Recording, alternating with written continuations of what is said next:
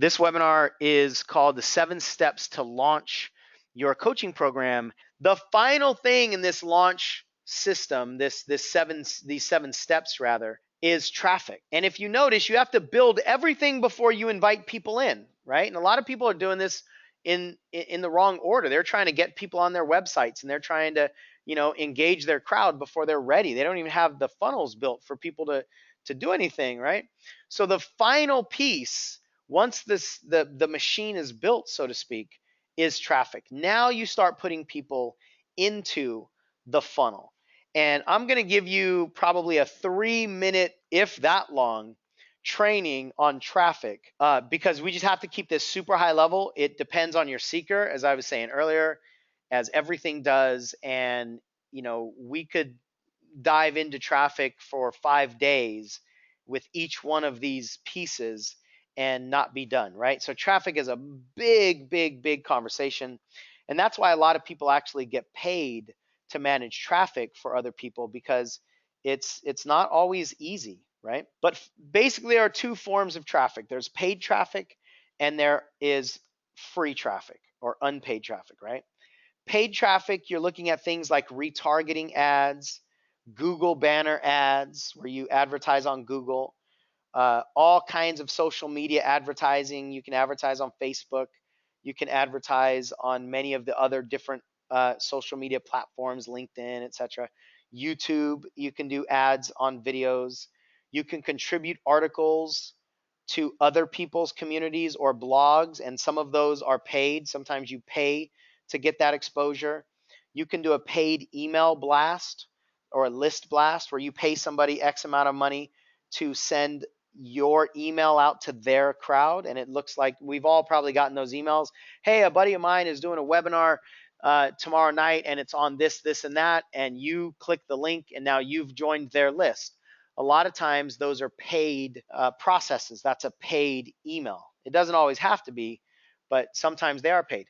With free traffic, you can do that same kind of email, and sometimes it's just a swap, right? Let you send an email out to your people, I'll send an email out to my people. So you're not paying me to send an email out, and I'm not paying you. The exchange is in the favor, basically. So the same kind of email could be free traffic or it could be paid traffic. And there's a whole world of partnership, right?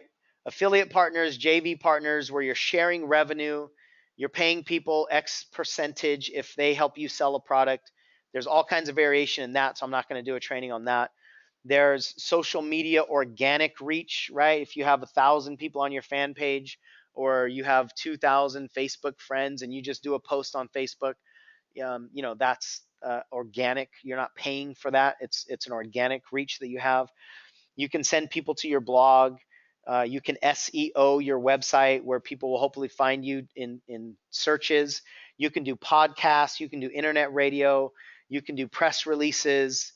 You can do TV shows. You can do media that doesn't require payment all the time. So there's all kinds of potential traffic. I'm not going to tell you which one you should do because that answer is it depends.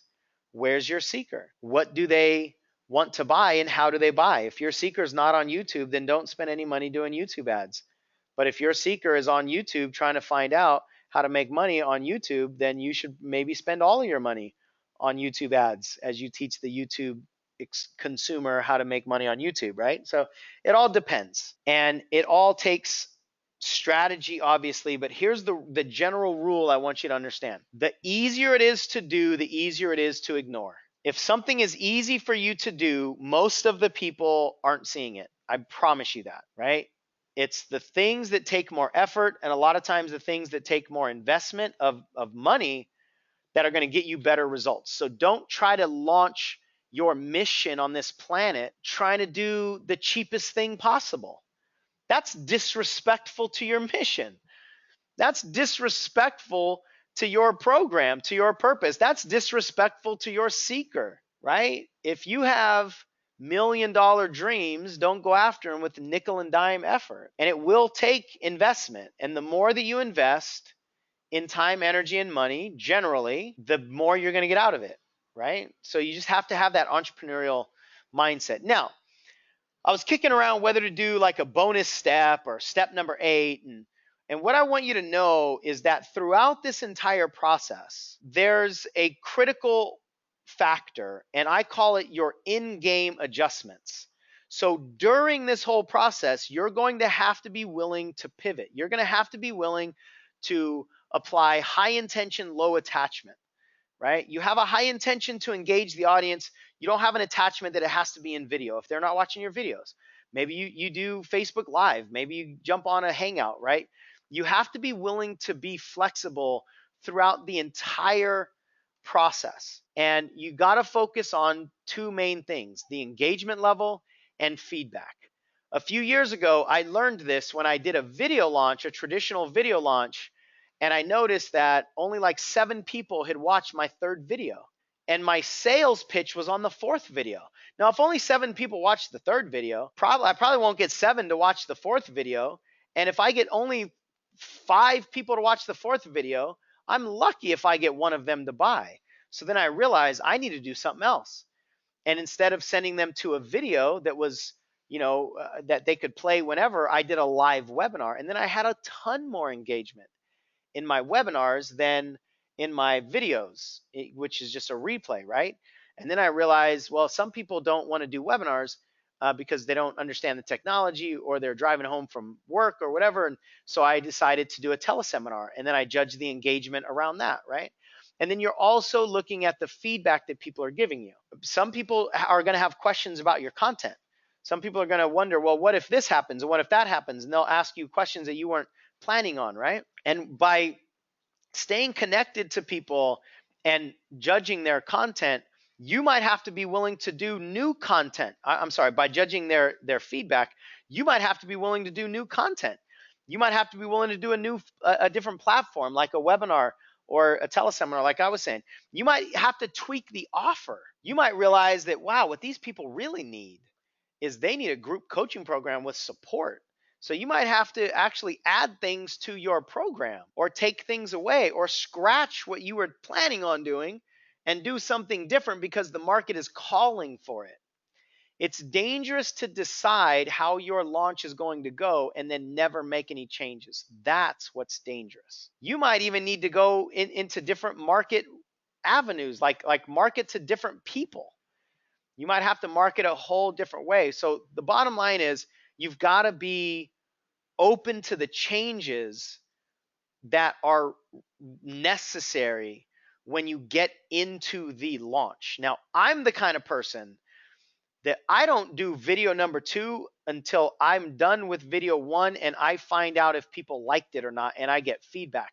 Then I actually film video number 2. Now, you don't necessarily have to do that. I like to do it because it gives me more in the moment conversation with my seeker, right? Like, oh, you like this video and they're giving this feedback, and then I'm going to film a video and then give it to you tomorrow. And then I'm going to wait to see what you like about that video, and then I'm going to film the third video, right? Now, some people don't have the time to do that. Some people don't have the personality to do that, and that's fine. This is not something that I'm suggesting that everybody do, but it's a possibility. And I've found that I love it when I'm actually doing things. It adds maybe a little bit more stress because now we're dealing with timelines more real time. We can't build the funnel out 4 weeks in advance and get all the websites up and stuff and load the video content. Like, we can get a lot of the skeletons up, we can get the sites and the URLs, but we can't have the videos loaded, and we can't actually have some of the content up because the content hasn't been created yet. But that's the way I do it, right? Part of that is just my personality, but part of it is because I like the interaction, with my seeker, right? So that's one thing that you can do. But if that's going to freak you out and it's going to shut you down, then don't do that. There are plenty of people who run, successful launches, and they do all 4 videos on a single day, and they know how it's going to go, etc. But you got to really understand your market in order to do that, right? So that's the most critical factor that I found is these in-game adjustments.